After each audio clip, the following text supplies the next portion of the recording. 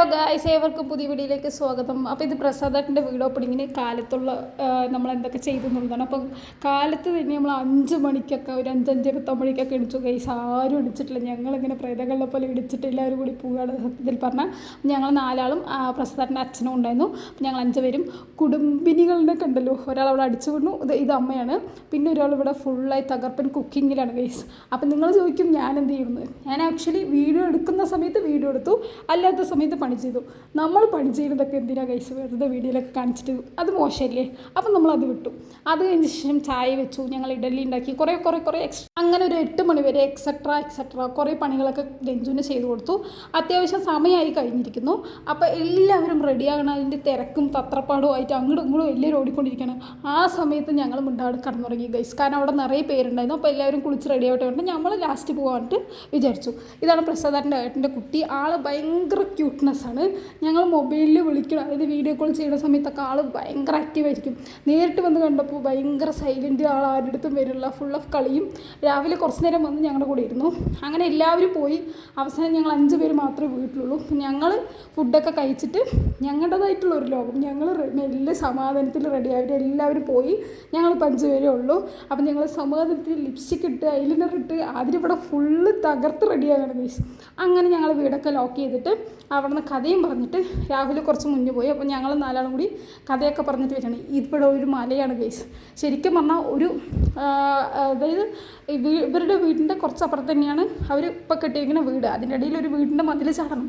ഇതിനൊന്നും ചാടാൻ വയ്യാണ്ട് ഞങ്ങൾ ചുറ്റി വരികയാണ് ഗൈസ്. ആ മല ഇറങ്ങി കഴിയുമ്പോഴേക്കും തന്നെ മനുഷ്യനൊരു വഴിയാവും. അങ്ങനെ ഞങ്ങളവിടെ ഫാന് വാങ്ങിച്ചിട്ടുണ്ടായിരുന്നു. അത് റിമോട്ട് കൺട്രോൾ ഫാനാണ് രഞ്ജുവിന് കൂടെ പണി ഞാൻ വാങ്ങിച്ചു കൊടുത്തത്. അപ്പോൾ ഞങ്ങൾ അവിടെ എത്തി അവിടെ തന്നെ രഞ്ജു പ്രസാദനൊക്കെ കണ്ടിട്ട് ഞങ്ങൾ ഉള്ളിൽ സംസാരിച്ച് നിന്നിട്ട് അങ്ങനെ പുറത്ത് വന്നു. പിന്നെ അങ്ങനെ ടെറസിൻ്റെ മുകളിൽ പോയി. അത്യാവശ്യം നല്ല തിരക്കുണ്ടായിരുന്നു, കുറേ ആൾക്കാർ വരുന്നതായിരുന്നു. അപ്പോൾ ഞങ്ങൾ എന്ത് ചെയ്തു, തേരാപ്പാരം നടക്കലായിരുന്നു ശരിക്കും ഞങ്ങളുടെ ഡ്യൂട്ടി എന്ന് പറയുന്നത്. പ്രത്യേകിച്ച് ഞങ്ങൾ വേറൊന്നും ചെയ്യാൻ പോയില്ല. പിന്നെ അങ്ങനെ പ്രസാദേട്ടൻ്റെ അവിടെ വീട്ടിൽ പോയിട്ട് ഞാൻ അവിടെ കുറച്ച് ഇരുന്നു. പിന്നെ തിരിച്ച് ഇങ്ങോട്ട് തന്നെ വന്നിട്ട് ഉള്ളിൽ അത്യാവശ്യം നല്ല തിരക്കുണ്ടായിരുന്നു. അപ്പോൾ ഞങ്ങൾ ടെറസിന് മുകളിൽ വന്ന് കഥയും പറഞ്ഞിട്ട് ഇവിടെ ഇരിക്കുകയാണ്. അതിനിടയ്ക്കുള്ള ഒരു റീൽസ് എടുക്കാൻ പാടാണ്. ആദരിക്ക് കറക്റ്റായിട്ട് നടന്നു. എനിക്ക് ഇതായിരിക്കും അവസ്ഥ. ഞാനൊരു എക്സ്പ്രഷൻ കൊടുത്ത് കഴിയുമ്പോഴേക്കും അവിടെ ആരോ വിളിച്ചത് കുളവാക്കി ഗൈസ്. അപ്പോൾ പിന്നെ ഞാൻ അതിന് നിന്നില്ല. അങ്ങനെ കുറേ നേരത്തെ ശേഷം രഞ്ജുവിനെ ഞങ്ങൾക്ക് എപ്പോഴാണ് കാണാൻ കിട്ടിയത്. കുറച്ച് നേരം സംസാരിച്ച് വീണ്ടും പോയി. അപ്പോൾ അവർ ഫുൾ ഓഫ് തിരക്കായിരുന്നു. അപ്പോൾ നമുക്ക് 10-11 മണിക്ക് ഞങ്ങൾ രാവിലത്തെ ഫുഡ് കഴിച്ചത്. അപ്പോൾ അത്ര വിശപ്പുണ്ടായിരുന്നില്ല. എന്നാലും ഒരു 2-2:30-3 മണിയാകുമ്പോഴാണ് ഞങ്ങൾ ഫുഡ് കഴിച്ചത്. ഫുഡിൻ്റെ കാര്യം നോ കോംപ്രമൈസ് തന്നെ പറയാം. ശരിക്കും പറഞ്ഞാൽ അടിപൊളി ഫുഡായിരുന്നു. അപ്പോൾ അത്യാവശ്യം തിരക്ക് ഒഴിയട്ടെ പറഞ്ഞ് ഞങ്ങൾ റൂമിൽ അവിടെ ഇരുന്നു. പിന്നെ ഞങ്ങൾക്ക് അവിടെ സീറ്റ് കിട്ടിയപ്പോൾ ഇരുന്നു. ബിരിയാണി ആയിരുന്നു, അടിപൊളി പറഞ്ഞു വെച്ചാൽ. ഞങ്ങൾക്ക് എപ്പോഴും അതായത് സെയിം കുക്കിംഗ് ചെയ്യുന്ന ആൾ തന്നെയാണ് അവിടെ. അപ്പോൾ അവർ തന്നെയാണ് ഇപ്രാവശ്യം ചെയ്ത് അടിപൊളിയാണ്. പിന്നെ ഞങ്ങൾ സോഫയിൽ വന്നിട്ടിരുന്നു, ഹാളൊന്നും ഒഴിഞ്ഞ് കിട്ടിയപ്പോൾ.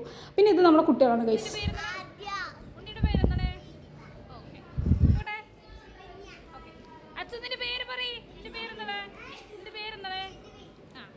അങ്ങനെ അവരുടെ ഇൻട്രോ കഴിഞ്ഞു. അടുത്ത് ഇവരുടെ ഇൻട്രോ ചോദിച്ചാൽ അവരെന്തോ പറഞ്ഞിട്ടുണ്ട്. അത് നിങ്ങൾക്ക് മനസ്സിലായെങ്കിൽ കമൻറ്റ് ചെയ്യാം. പിന്നെ രഞ്ജു വന്നിരുന്നു. പാവൻ രഞ്ജു രാവിലെ മുതൽ ഫുഡ് കഴിച്ചിട്ടില്ല. അപ്പോൾ ഫുഡ് കഴിക്കാൻ വേണ്ടി പോകാൻ വേണ്ടിയിട്ട് സംസാരിച്ചുകൊണ്ടിരിക്കുകയാണ്. അത് പ്രസാദേട്ടൻ ചേച്ചിൻ്റെ കുട്ടിയാണ്, ഭയങ്കര ക്യൂട്ട്നെസ്സാണ്. വന്ന് വീഡിയോയ്ക്ക് ഞാൻ ഹായ് പറയട്ടെ ബൈ പറയട്ടെ എന്നൊക്കെ ചോദിച്ചു. അപ്പോൾ ഞാൻ ആയിക്കോട്ടെടാ പറഞ്ഞു.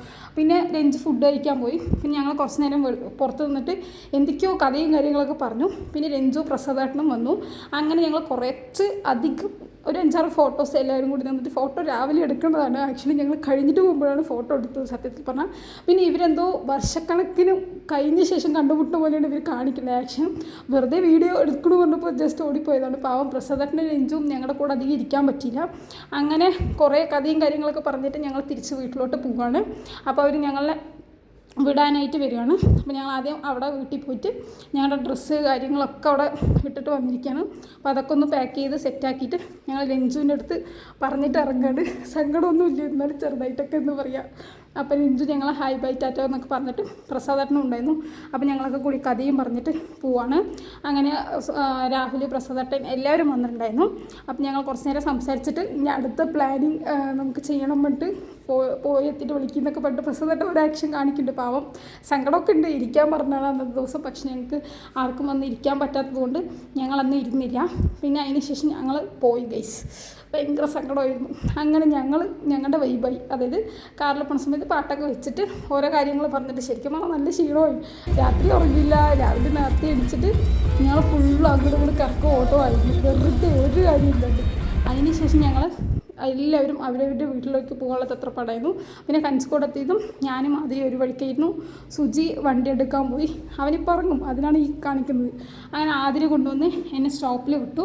അവിടെ നിന്ന് എന്നെ സുജി പിക്ക് ചെയ്തു. എന്നിട്ട് ആതിര ഒരു സൈഡ്, ഞാനും സുജിയും വേറൊരു സൈഡ് എന്നുള്ള അവസ്ഥയായി.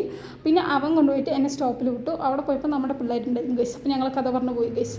അപ്പോൾ ഗൈസ് ഓക്കെ, നമ്മുടെ വീഡിയോ ഇത്രയുള്ളൂ. ഇഷ്ടമായ ലൈക്ക് ചെയ്യുക, ഷെയർ ചെയ്യുക, സബ്സ്ക്രൈബ് ചെയ്യുക, സപ്പോർട്ട് ചെയ്യുക. ബൈ.